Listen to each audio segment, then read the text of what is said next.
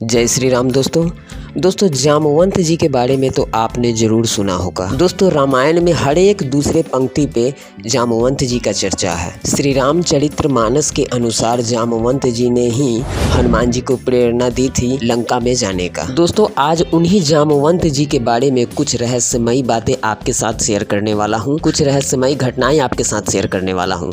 तो अगर आप भी रामायण में रुचि रखते हैं तो इस वीडियो को पूरा देखिएगा। दोस्तों जामवंत जी भगवान ब्रह्मा के पुत्र थे जिन्हें हमेशा अमर होने का वरदान प्राप्त था। उनका जन्म सृष्टि की आदि में प्रथम कल्प के सतयुग में हुआ था। जामवंत जी जन्म से ही बहुत ज्यादा बुद्धिमान और शक्तिशाली थे। अपनी बुद्धियों के बल पर ही उन्होंने अनेक महारथियों को परास्त कर दिया था। दोस्तों आप जानकर हैरान हो जाएंगे कि जिस समय भगवान वामन अवतार लिए थे उस समय वामन अवतार को जामवंत जी ने अपने सामने ही देखा था। वे राजा बलि के काल में भी थे। भगवान वामन ने राजा बलि से 3 पग धरती मांग कर बलि को चिरंजीवी होने का वरदान देकर पाताल लोक का राजा बना दिया था। जामवंत जी वामन अवतार के समय अपनी युवा अवस्था में थे। मुख्यतः त्रेता युग में उन्होंने भगवान राम की बहुत सहायता की थी। जामवंत को चिरंजीवी में शामिल किया गया है जो कलयुग के अंत तक रहेंगे। दोस्तों अब आपको लेकर चलते हैं त्रेता युग में। दोस्तों जब भगवान विष्णु ने त्रेता युग में अयोध्या नगरी में महाराज दशरथ के घर जन्म लिया तब उनका मुख्य उद्देश्य पापी रावण का अंत करना था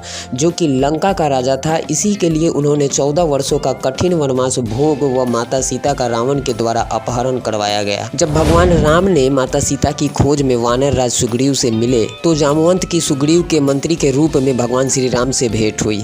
तब से उन्होंने भगवान राम की हर विपत्ति में अपनी बुद्धिमत्ता से सहायता की। जब वानर सैनिकों का एक दल दक्षिण दिशा में माता सीता की खोज में निकला तब उसमें हनुमान, जामवंत, अंगद, नल, नील थे। दोस्तों जब वे समुद्र किनारे पहुंचे तब वहां से आगे जाना असंभव था। इस समय केवल हनुमान व जामवंत ही थे जो समुद्र पार करके उस ओर जा सकते थे। चूंकि जामवंत जी अब बूढ़े हो चुके थे इसलिए वे समुद्र को लांघने में असमर्थ थे। उन्होंने हनुमान जी को अपनी शक्तियां याद दिलाई जिन्हें बचपन में एक श्राप के कारण भूल चुके थे। जामवंत के द्वारा ही याद दिलाने पर हनुमान जी को अपनी शक्ति वापस मिली तथा वे माता सीता को खोज करने में सफल रहे। दोस्तों इसके अलावा भी जामवंत जी भगवान राम व रावण के युद्ध के समय योजना बनाने, कोई विपत्ति आने पर उसका हल निकालने जैसे इत्यादि कार्य किया करते थे। जामवंत जी की बुद्धिमत्ता के कारण ही भगवान विष्णु के अवतार श्री राम को बहुत सहायता मिली। दोस्तों अब आपको द्वापर युग में लेकर चलते हैं। दोस्तों एक बार जब श्री कृष्ण के ऊपर स्वयं तक मणि की चोरी होने की मिथ्या आरोप लगे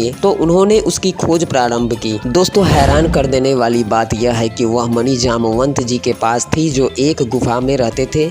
जब भगवान श्री कृष्ण को इसके बारे में पता चला तो उनका जामवंत से भीषण युद्ध हुआ। यह युद्ध कई दिनों तक चला जिसमें अंत में जामवंत जी पराजित हुए। भगवान ब्रह्मा के पुत्र होने व स्वयं को मिले वरदान के कारण जामवंत जी किसी से हार नहीं सकते थे। इसीलिए उन्हें आश्चर्य हुआ कि वह कैसे किसी मानव से हार सकते। उन्होंने भगवान श्री कृष्ण से उनका परिचय जाना व अपना असली अवतार दिखाने को कहा। भगवान श्री कृष्ण ने उन्हें बताया कि वे स्वयं भगवान विष्णु के अवतार हैं। वह राम अवतार के बाद यह उनका अगला जन्म है। यह सुनकर जामवंत जी को अपने किए पर बहुत पछतावा हुआ। उन्होंने श्री कृष्ण को अंतिम बार भगवान राम के रूप में दर्शन देने का अनुरोध किया। श्री कृष्ण ने उनका यह अनुरोध स्वीकार किया व उन्हें त्रेता युग के भगवान श्री राम के दर्शन दिए। इसके बाद जामवंत जी ने उन्हें वह मणि लौटा दी व अपनी पुत्री जामवंती के साथ विवाह करने का प्रस्ताव रखा। श्री कृष्ण ने उनका यह प्रस्ताव स्वीकार किया व उनकी पुत्री जामवंती के साथ विवाह किया। तो दोस्तों ये थे जामवंत जी की कुछ रहस्यमयी घटनाएं। तो ये जानकारी आपको कैसा लगा आप हमें कमेंट करके जरूर बताइएगा। चैनल पर नए हैं तो चैनल को सब्सक्राइब जरूर कर लीजिएगा। दोस्तों वीडियो अगर अच्छा लगा हो तो कमेंट में जय श्री राम जरूर लिखिएगा। जय सिया राम।